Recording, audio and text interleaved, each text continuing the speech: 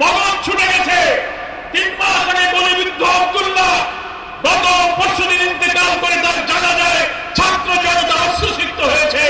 এত ত্যাগের বিনিময়ে অর্জিত নতুন বাংলাদেশে আমরা যে দাঁড়িয়েছি, আমাদেরকে তাদের এই রক্তের ঋণ শোধ করতে হবে।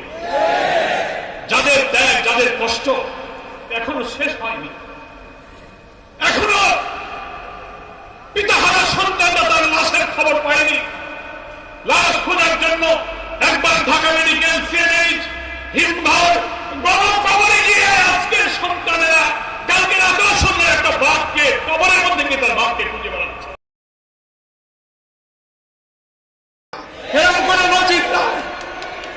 আর আমি জামাত ইসলামীর আমার প্রধানমন্ত্রী শরীয়তুল্লাহ মিয়া গোলাম পরোয়ার, উনি আমাকে সভাপতি বানিয়েছেন।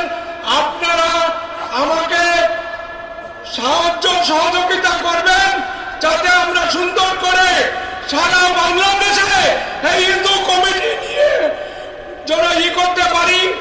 আর আমরা ব্যালটের মাধ্যমে খুলনা 5 আসনে এমপি মিয়া গোলাম পরোয়ারকে দেখাই দেব ডুমুরিয়াবাসী ব্যালটের মাধ্যমে কি করলাম।